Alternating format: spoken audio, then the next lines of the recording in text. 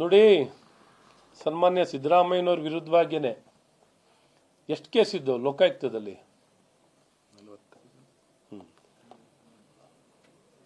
ಅವೆಲ್ಲ ACB ಹೋಯ್ತು. ACBನೇ ವಜಾ ಆದ್ಮೇಲೆ ಅವನ್ನೆಲ್ಲ ಯಾಕೆ ತನಿಖೆ ಆಗಬಾರ್ದು? ಇಲ್ಲಾರ ಬಿ ರಿಪೋರ್ಟ್ ಆಗಿದೆ. ಅಲ್ಲಿ ACBನ ಕಾನೂನು ವಿರೋಧವಾಗಿ ಸ್ಥಾಪನೆ ಆಗಿರುವಂತ ಸಂಸ್ಥೆ ಅಂತ ಹೇಳಿದ್ದಾರೆ.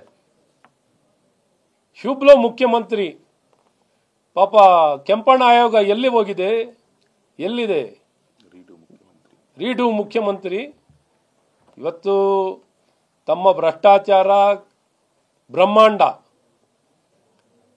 ಸತತವಾಗಿ ಬರೀ ಭ್ರಷ್ಟಾಚಾರದಲ್ಲಿ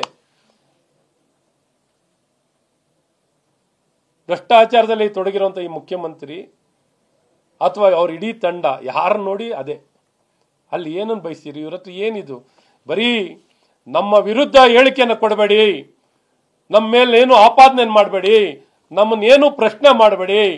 ಇಲ್ದರೆ ಈ ರೀತಿ ಸುಮ್ಮನೆ ಎಲ್ಲಾ ತನಿಖೆ ಆಗಿ ಬಿ ರಿಪೋರ್ಟ್ ಆಗಿರೋಂಥ ಕೇಸ್ನೂ ನಾವು ಆಚೆ ತರ್ತೀವಿ ಅನ್ನೋಂಥದ್ದು ಹೇಳಕ್ ಹೋಗ್ತಾರೆ. ಇದಕ್ಕೆಲ್ಲ ನಾವು ಇಂಡಿಯನ್ ಜರಿಯಲ್ಲ, ಇದಕ್ಕೇನು ಜಗ್ಗದು ಇಲ್ಲ, ಇದಕ್ಕೆ ಬಗ್ಗದು ಇಲ್ಲ.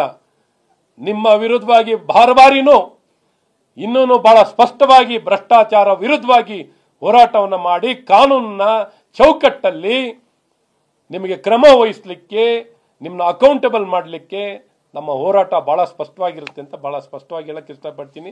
ಇಂಥ ಯಾವುದೇ ಪ್ರಯತ್ನಗಳು ಇದಕ್ಕೆ ಫಲವಿಲ್ಲ.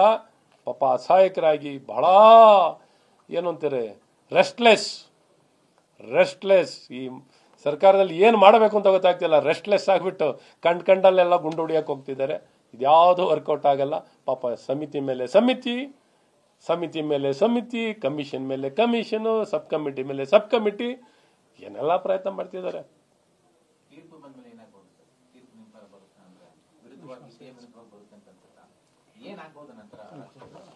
ನೋಡಿ, ನ್ಯಾಯಾಲಯ ತೀರ್ಪು ನಾನೇನು ಹೇಳಕ್ಕಾಗಲ್ಲ.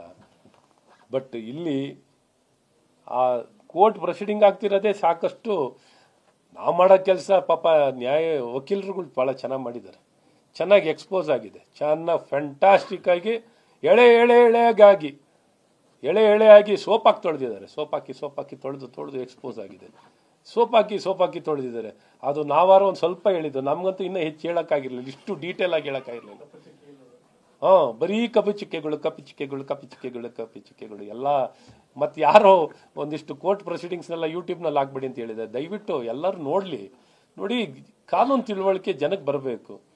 ಇದನ್ನ ಮುಕ್ತವಾಗಿ ಏನು ವಸಂತ ಅವರೇ ಎಲ್ಲರೂ ನೋಡ್ಲಿ. ಯಾಕೆ ನೀವು ಎಲ್ಲರೂ ನೋಡ್ಲಿಕ್ಕೆ ಅವಕಾಶ ಕೊಡಬೇಕು? ನಮಗೆ ಬರೀ ವಕೀಲರ ಜೊತೆ ಸಾರ್ವಜನಿಕರಿಗೂ ತಿಳು 3 ಅಂಗ ಬಹಳ ಪ್ರಮುಖವಾಗಿರುವಂತ ಅಂಗ ಅಲ್ವಾ?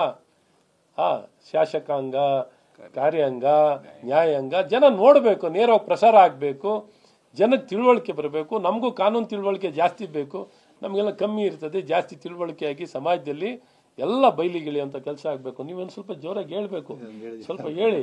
ಇದನ್ನೆಲ್ಲ ಯಾಕೆ ಮುಚ್ಚಾಕಂಥದ್ದು ಆಗಬೇಕು? ಎಲ್ಲರೂ ನೋಡಲಿ, ನೇರವಾಗಿ ಪ್ರಸಾರ ಆಗಲಿ.